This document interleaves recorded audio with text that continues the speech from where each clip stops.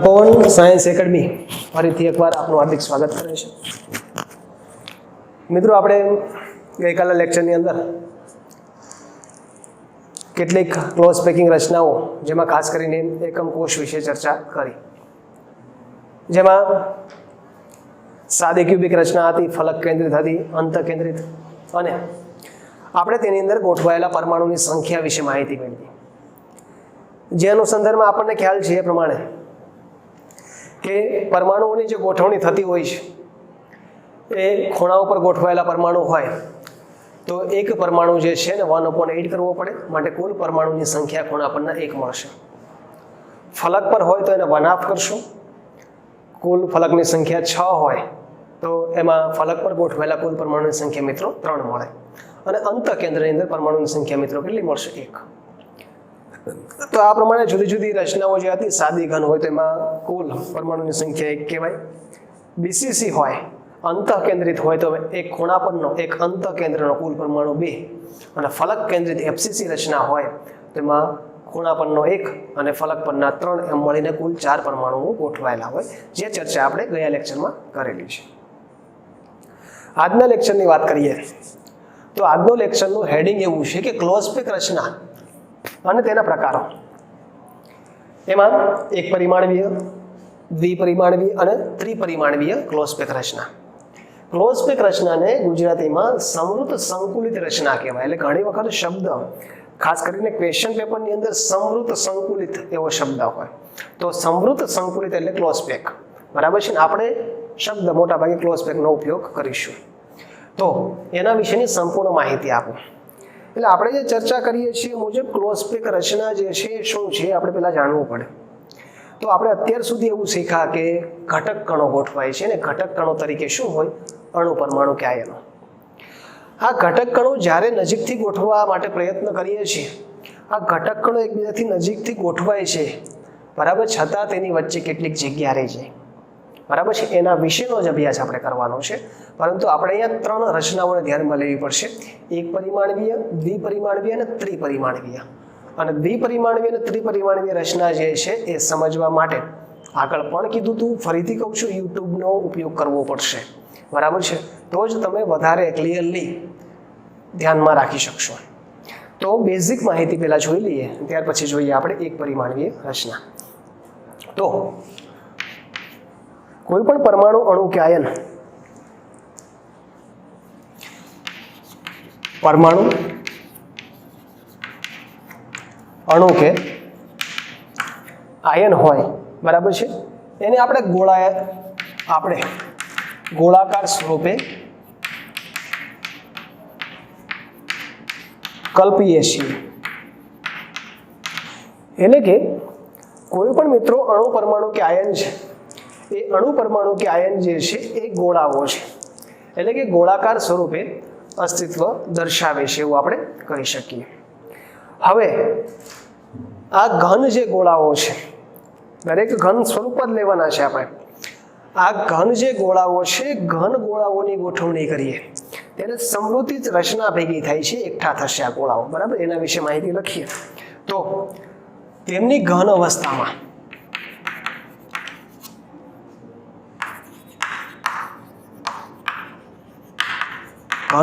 લઈએ, ગોઠવણીમાં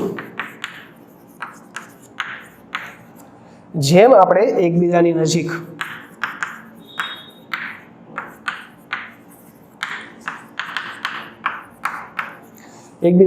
જેમ આપણે ગોઠવણી કરવા માટે પ્રયત્ન કરશું,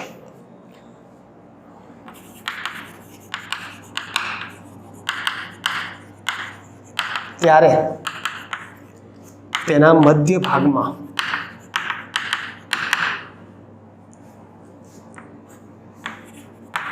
અથવા કેટલીક જગ્યા ખાલી, જેને અવકાશ શબ્દ વપરાય, અવકાશ રહે છે।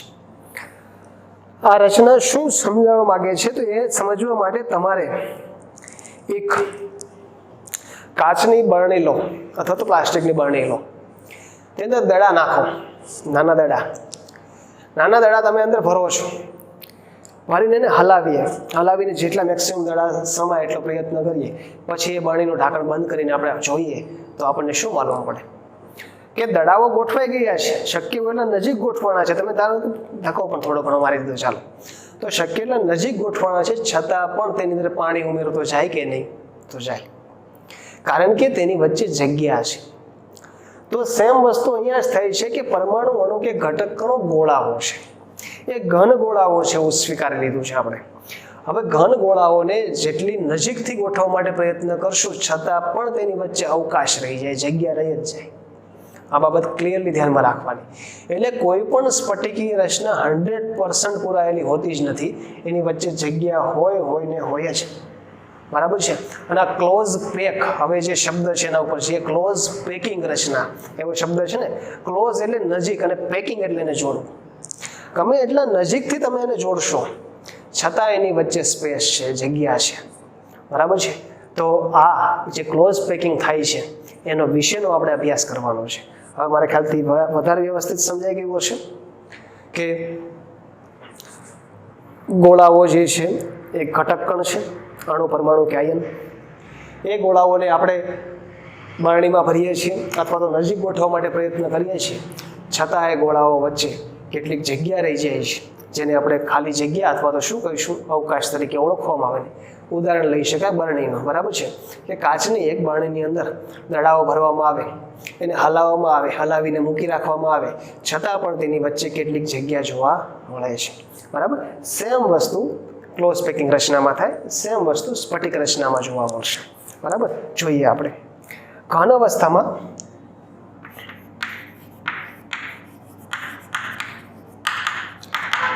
કણો ક્લોઝ પેકિંગ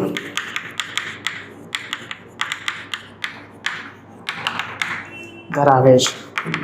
એટલે ક્લોઝ પેકિંગ રચના દર્શાવે છે, એમાં કોઈ ડાઉટ નથી, છતાં તેની વચ્ચે જગ્યા છે.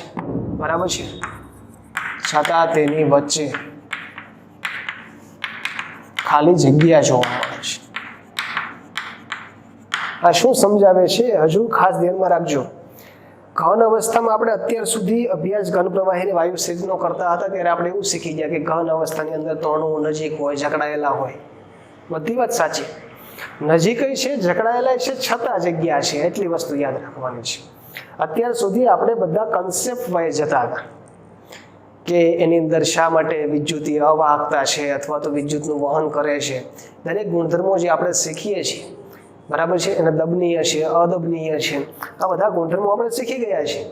પણ હવે આપણે એની અંદર થોડુંક ડિટેલમાં જવું પડશે, અને ડિટેલમાં જવા માટે આપણે ક્લોઝ પેક રચનાનો અભ્યાસ કરવો પડે. અત્યાર સુધી તો આપણે વાત કરી દીધી કે ઘન અવસ્થા હતી ને ઘન અવસ્થાની અંદર અણુઓ કેવા છે, જકડાયેલા છે, એની વચ્ચે પ્રબળ આકર્ષણ છે, પ્રબળ આકર્ષણ છે, જકડાયેલા છે, નજીક છે, બધું છે, છતાં જગ્યા છે. આ વસ્તુ ભૂલવાની નથી. તો ક્લોઝ પેકનો અર્થ જે થાય છે, ક્લોઝ પેકનો અર્થ થાય છે ખૂબ જ નજીકથી જોડાયેલા, ખૂબ જ નજીકથી જકડાયેલા છે ઘટક કણો, એટલે કે ગોળાઓ. બરાબર છે. પણ છતાં એની વચ્ચે શું છે, જગ્યા છે, એની વચ્ચે અવકાશ છે. બરાબર. તો આ બાબત ખાસ ધ્યાનમાં રાખવાની છે. અને આથી આ જે ગોળાઓની જગ્યા છે, આપણે ઘન ક્લોઝ પેક રચના છે અથવા તો ઘનમાંના ઘટક કણો જે છે તેની ગોઠવણી 3 પ્રકારે કરી શકાય.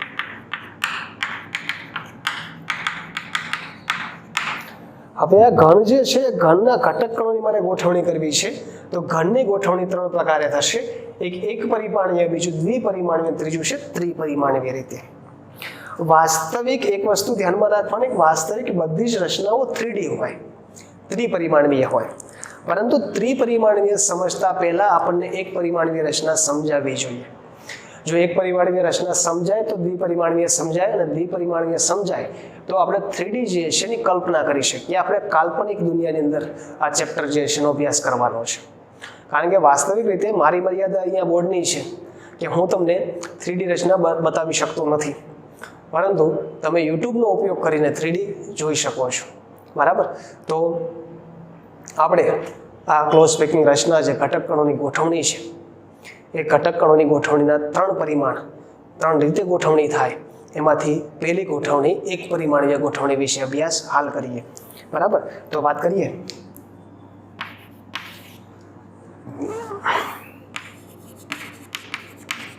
એક પરિમાણીય ક્લોઝ પેકિંગ. બરાબર છે, અથવા તો એક પરિમાણમાં સંવૃત સંકુલન.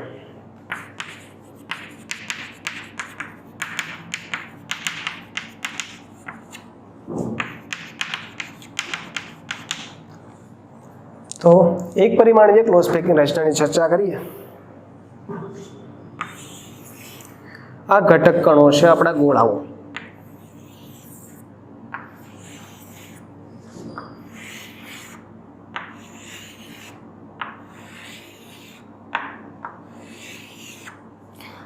આ એક પરિમાણની અંદર આ ગોળાઓ ગોઠવાયા છે. એટલે કે ગોળાઓ જે છે ને એક જ હરોળમાં મેં મૂકેલા છે. તમારી પાસે 4 કે 5 દડાઓ હોય તો આ સમજવામાં તમારે થોડીક સરળતા પડે કે 4 થી 5 દડાઓને તમે એક જ લાઈનમાં મૂકી દો, એક જ હરોળમાં મૂકી દો, તો આ રચના એક પરિમાણીય થશે. તો એક પરિમાણીય રચનાની અંદર કોઈ પણ એક ગોળો અન્ય 2 ગોળા સાથે નજીકથી ગોઠવાયેલો હોય. બરાબર, ખાસ ધ્યાનમાં રાખવાનું. કોઈ પણ એક ગોળાની હું પસંદગી કરીશ, છેડા સિવાયના ગોળા જ હંમેશા લેવાના. ખાસ ધ્યાનમાં રાખવાનું, કારણ કે આકૃતિ તો આ 3D રચના હોય ઇન્ફિનિટિવ સુધીની હોય. બરાબર છે, પરંતુ ક્યારેય પણ રચનાનો અભ્યાસ કરવો હોય તો છેડાના ગોળા છોડીને અભ્યાસ કરવો પડે. તો કોઈ પણ એક ગોળાની પસંદગી કરીશું. આ ગોળો અન્ય 2 ગોળાના સંપર્કમાં છે એવું કહી શકીએ ને.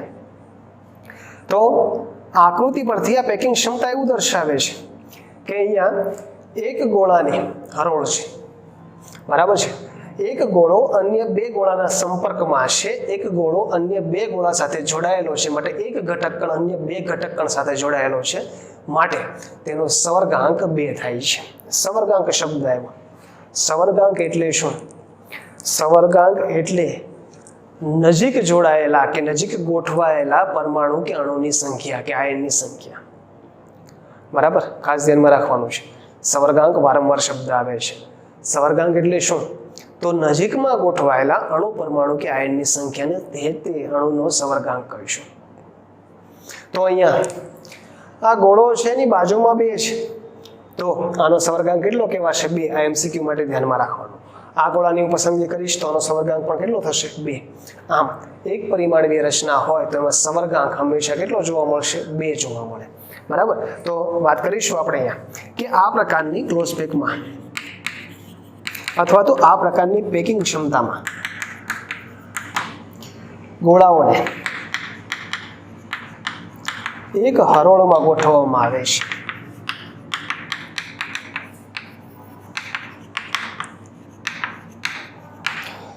તમારી પાસે ઘરે 4 થી 5 દડાઓ હોય તો આગળ ચર્ચા કરીએ મુજબ 4 થી 5 દડાઓને એક હરોળની અંદર આપણે મૂકી દેવાના છે.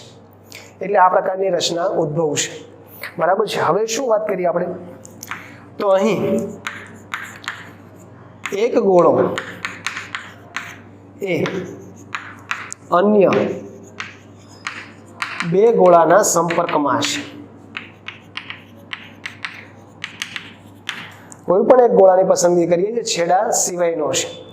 તો આ છેડા સિવાયનો ગોળો છે અન્ય 2 ગોળાના સંપર્કમાં છે, અને આથી આ રચના હોય તો એનો સવર્ગાંક મિત્રો 2 કહેવાશે. આથી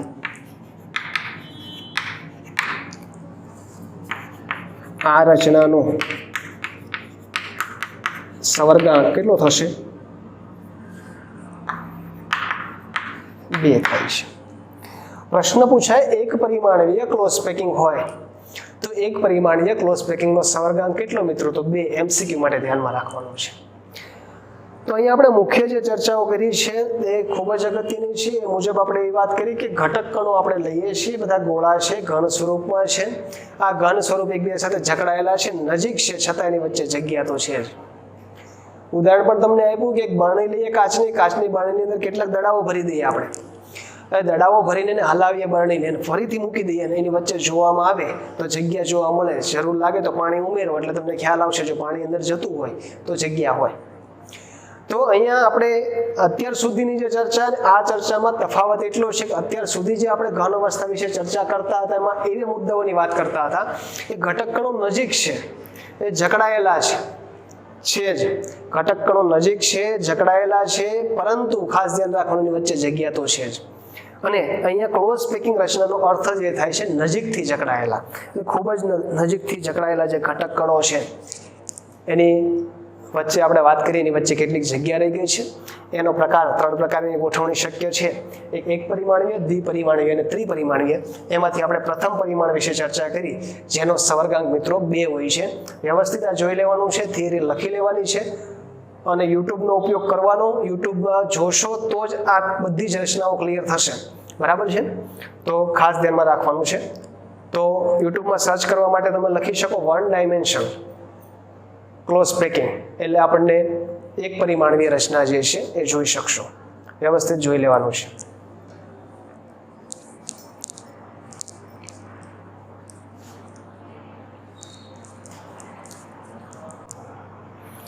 મિત્રો આગળ ચર્ચા કરીએ દ્વિપરિમાણીય ક્લોઝ પેકિંગ રચના. તો આ દ્વિપરિમાણીય એટલે 2D રચના છે. 2D રચનાની અંદર પણ ઘટક કણો એટલે કે ઘન સ્વરૂપના જે ગોળાઓ છે, ઘન સ્વરૂપના ગોળાઓ થપ્પીના આધારે ગોઠવાયેલા હોય છે. આ થપ્પીના આધારે એના મુખ્ય 2 પ્રકાર પડે છે અને બંને પ્રકારનો અભ્યાસ આપણે આજે કરીશું. તો વાત કરીએ આ પ્રકારની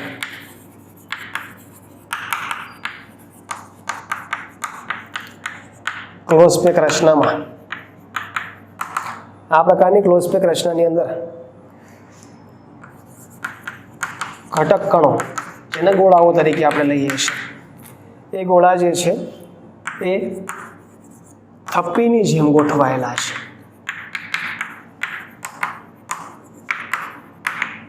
અને આ થપ્પીની ગોઠવણી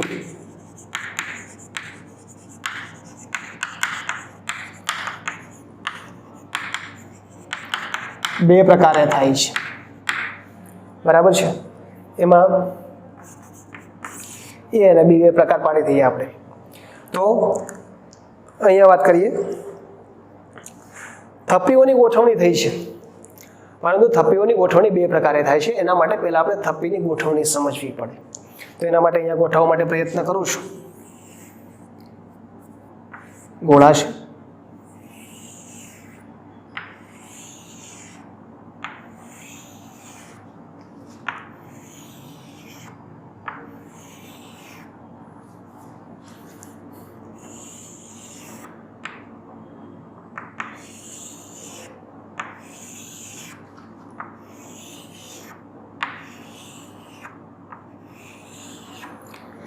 આ એક થપ્પી ગોઠવાયેલી છે, એની ઉપર એક થપ્પી ગોઠવી છે મેં, નીચે પણ કેટલીક થપ્પી ગોઠવી શકાય.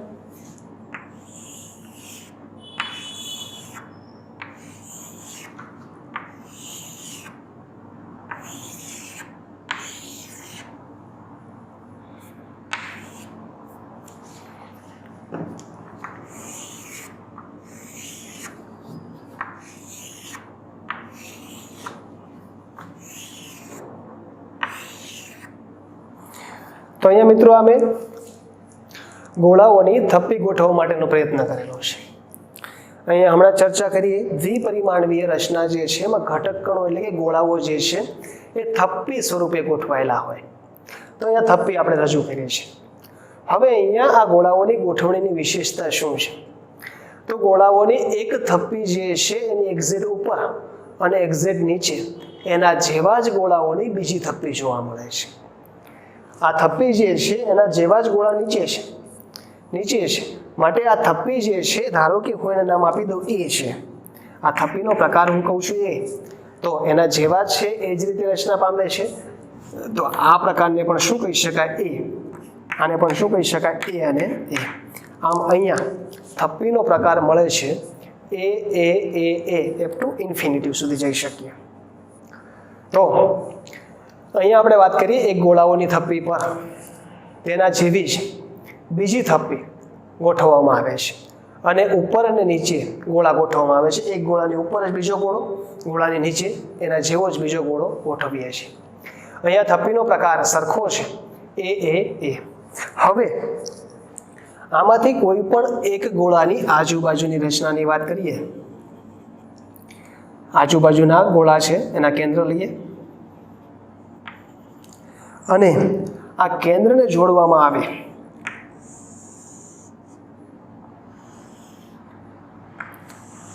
તો ચતુષ્કોણની રચના થાય છે. કોની રચના થાય છે મિત્રો? ચતુષ્કોણની.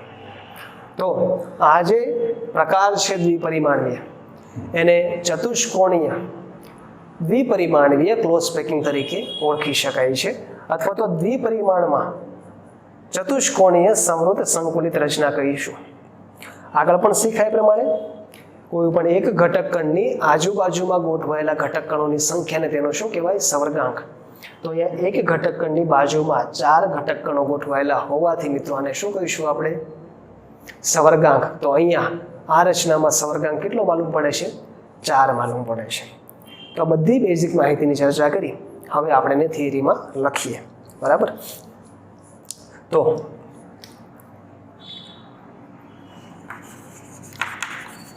આ પ્રકારની ક્લોઝ પેકિંગ રચનામાં, આ પ્રકારની ક્લોઝ પેકિંગ રચનાની અંદર એક હરોળમાં ગોઠવાયેલા ઘટક કણો અથવા શબ્દ વાપરી શકાય ગોળાઓ. બરાબર છે? ગોઠવાયેલા કણોની ઉપર જ બીજા કણોની ગોઠવણી કરવામાં આવે છે. એટલે કે કોઈ એક ગોળાઓ મેં ગોઠવા છે, કોઈ એક કણ ગોઠવા છે, એની એક્ઝેક્ટ ઉપર જ હું બીજા કણોને ગોઠવીશ આ રચનામાં. હવે આ રચનામાં એક કણ પર બીજા કણો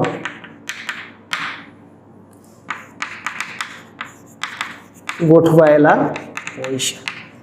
એટલે કે એક ગોળા ઉપર જ એક્ઝેક્ટ બીજો ગોળો હશે, એક ગોળા ઉપર જ એક્ઝેક્ટ બીજો ગોળો હશે, એક ગોળા ઉપર જ બીજો ગોળો છે. તો આ રચનાની અંદર એક કણો પર, એટલે કે એક ગોળા પર જ બીજો ગોળો ગોઠવાયેલો જોવા મળે છે. એ ઉપરાંત ધારો કે આ એક ગોળાની થપ્પીને પ્રકાર આપણે એ આપીએ. હવે આ એક હરોળને એ થપ્પી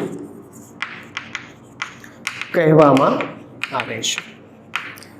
એકને નામ આપી દીધું એ, તો તેના જેવી છે બીજી હરોળ હોવાથી તેને પણ એ કહેવાશે. આમ થપ્પીનો પ્રકાર કયો થશે? એ થશે.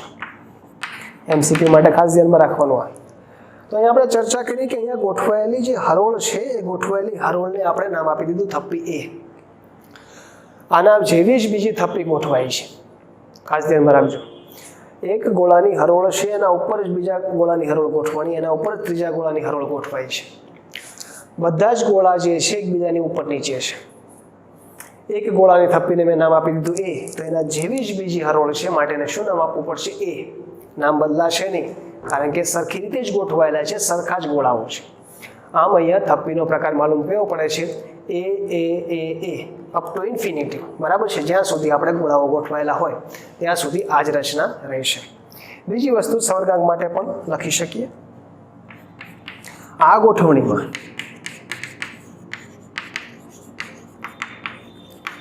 એક ગોળો અન્ય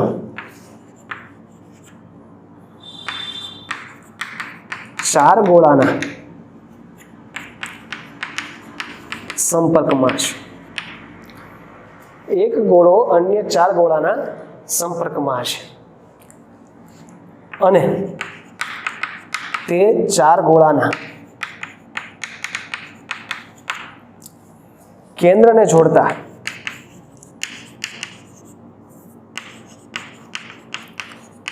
ચતુષ્ફલકીય રચના બનાવે છે. ચોરસ રચના બનાવે છે ખરેખર તો અહીંયા તો લખી શકીએ ચોરસ રચના બનાવે છે. આથી તેનો સવર્ગાંક 4 છે. કેટલો છે? 4. અને એક ચતુષ્કોણની રચના થાય છે. ચતુષ્કોણની રચના થાય છે માટે આ રચનાને દ્વિપરિમાણમાં ચતુષ્કોણીય સમૃદ્ધ રચના તરીકે ઓળખવામાં આવે છે. બરાબર છે? જેને ચોરસ સમૃદ્ધ રચના કહીશું આપણે. શું કહેવાય છે?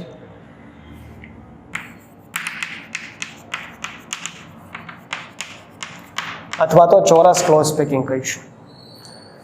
તો ચોરસ ક્લોઝ પેકિંગ વિશે ઘણી બધી માહિતી મેળવી. સમજાવવા માટે પ્રયત્ન કરું છું. એક ગોળાની હરોળ છે, એના જેવી જ હરોળ બીજી મૂકી દઈએ, એના જેવી જ હરોળ ત્રીજી મૂકી દઈએ. બધી સરખી છે. અત્યારે કલરો ભલે જુદા જુદા છે પરંતુ બધી હરોળ કેવી છે? સરખી. તો આને એ નામ આપો, આને પણ એ કહી દેવાનું, આને પણ શું કહેવાનું? એ. થપ્પીનો પ્રકાર કયો થશે? એ. કોઈ એક ગોળાની આજુબાજુમાં જોડાયેલા કે ગોઠવાયેલા 4 ગોળાઓના કેન્દ્રને જોડી દઈએ તો ચોરસની રચના થાય. માટે આ રચનાને ચોરસ સમૃદ્ધ ક્લોઝ પેકિંગ કહીશું અથવા તો ચોરસ ક્લોઝ પેકિંગ તરીકે ઓળખવામાં આવે. ચોરસને બીજું કહેવાય ક્યુબિક. તો આને દ્વિપરિમાણમાં ક્યુબિક ક્લોઝ પેકિંગ પણ કહેવાશે. અહીંયા સવર્ગાંક મિત્રો આપણને કેટલો જોવા મળે? 4. તો આ 2D રચનાની અંદર, દ્વિપરિમાણની રચનાની અંદર આપણે પ્રથમ પ્રકાર વિશે ચર્ચા કરી છે. વ્યવસ્થિત આને જોઈ લેવાનું છે. જોઈ લો એકવાર. આ દ્વિપરિમાણમાં ક્લોઝ પેકિંગ રચના. બરાબર. હવે આમાં આપણે ફેરફાર કરીને જઈએ બીજી રીતે ગોઠવણીની અંદર. પરંતુ બીજી રીતે ગોઠવણી જે છે આપણે આવતા લેક્ચરમાં લઈશું, પરંતુ એની કેટલીક બેઝિક માહિતી જે છે આપણે લઈ લઈએ અત્યારે હાલ, જેના કારણે આવતીકાલે સમજવામાં થોડી સરળતા રહેશે. તો દ્વિપરિમાણીય ક્લોઝ પેકિંગનો આ પહેલો પ્રકાર હતો.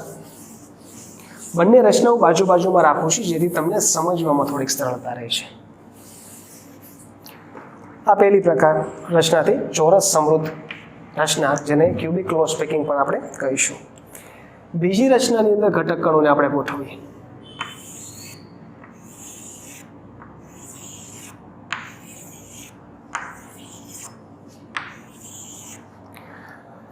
ધારો કે આ થપ્પી એ છે. કઈ થપ્પી છે? એ. આ થપ્પીની ઉપર અથવા નીચે ગોળાઓ વચ્ચે રહેલી ખાલી જગ્યામાં ઘટક કણ ગોઠવવામાં આવે. ખાલી જગ્યા એટલે આ જગ્યામાં ઘટક કણ ગોઠવીશું આપણે. ગોળાઓમાં રહેલી ખાલી જગ્યામાં શું ગોઠવીએ છીએ આપણે? ઘટક કણ. ખાલી જગ્યામાં ઘટક કણની ગોઠવણી થઈ ગઈ મિત્રો. જુઓ તો અહીંયાની જે રચના હતી એના આ રચનામાં ડિફરન્સ છે એ આપણે જોઈશું. સામો દેખાશે હમણાં. આ ખાલી જગ્યામાં ઘટક કણોની ગોઠવણી.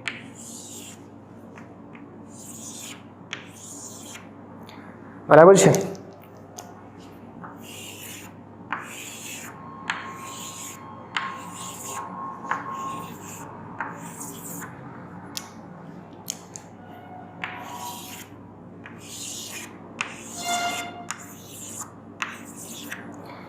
જો બંનેમાં ફેરફાર. તો અહીંયા એક્ઝેક્ટ એ ઉપર એ હતો, જ્યારે અહીંયા શું છે? એ થપ્પી ઉપર એક્ઝેક્ટ એ નથી, કારણ કે વચ્ચેની ખાલી જગ્યા ઉપર મેં ગોળા ગોઠવા છે તો થપ્પી બદલાઈ ગઈ અને આ થપ્પીને મારે નામ આપવું પડશે બી. શું નામ આપવું પડે? બી. તો આ થપ્પી પણ શું કહેવાય? બી. આ એ, આ શું કહેવાય? બી. અમે આ થપ્પીનો પ્રકાર બદલી ગયો. થપ્પીનો પ્રકાર આવી ગયો એ બી, એ બી, એ બી. દ્વિપરિમાણીય રચના થઈ. બંનેમાં તફાવત શું? તો અહીંયા એક્ઝેક્ટ એ ગોળા ઉપર જ બીજો ગોળો હતો, જ્યારે અહીંયા એક ગોળા વચ્ચે રહેલી ખાલી જગ્યા પર બીજો ગોળો ગોઠવવા માટેનો પ્રયત્ન કરેલો છે. તો અહીંયા એક ગોળાની વચ્ચેની ખાલી જગ્યામાં બીજો ગોળો ગોઠવવા માટેનો જે પ્રયત્ન કર્યો છે એના આધારે થપ્પીનો પ્રકાર મળે છે આપણને એબી એબી એબી. બરાબર. બીજી એક ખાસ વસ્તુની વાત કરીએ તો કોઈ પણ એક ગોળાનું કેન્દ્ર લઈએ, એ ગોળાની આજુબાજુના ગોળાની પસંદગી કરવામાં આવે તો એક આ ગોળો મળશે, આ 2, આ 3, આ 4, આ 5 અને કેટલા થયા મિત્રો 6. અને આ જો 6 એ 6 ગોળાના કેન્દ્રને હું જોડી દઉં, 6 એ 6 ગોળાના કેન્દ્રને જોડવામાં આવે તો કોની રચના થઈ અને શું કહેવાય? શું કહીશું? ષટકોણ કહીશું. શું કહેવાય? ષટકોણ એટલે કે હેક્ઝાગોનલ કહીશું. તો અહીંયા સવર્ગાંક કેટલો થઈ ગયો? 1 2 3 4 5 અને 6. તો આનો સવર્ગાંક 6 છે. આની સાપેક્ષમાં અહીંયા વધારે દ્રઢતાથી ગોઠવાયેલા છે અને અહીંયા બે પ્રકારના ત્રિકોણની રચના થઈ છે. ખાસ જોજો, એક ત્રિકોણ આવું છે, જુઓ આ શેપને હું અહીંયા દર્શાવ્યું, આ ત્રિકોણ. બીજું ત્રિકોણ આવું છે, આ શેપને દર્શાવું. તો અહીંયા બે પ્રકારના ત્રિકોણની રચના થાય છે. બરાબર છે. આ બાબત પણ ખાસ ધ્યાનમાં રાખવાની, કારણ કે આનો ઉપયોગ આપણે 3D માં કરવાનો થશે. તો આ થિયરી આપણે વિગતથી ડિટેલમાં આપણે આવતીકાલે લઈશું, પણ એના માટે બંને આ ચાલી છે તો આના વિશે પણ કેટલીક માહિતી આપી દઉં તો પેરેલલ તમને થોડો ખ્યાલ આવે કે કઈ રચના વધારે કમ્ફર્ટેબલ હોય, કઈ રીતે 2D ની અંદર ગોઠવણી થઈ શકે. મિત્રો, વ્યવસ્થિત રચનાઓ જોઈ લેવાની છે. જય હિન્દ, જય ભારત.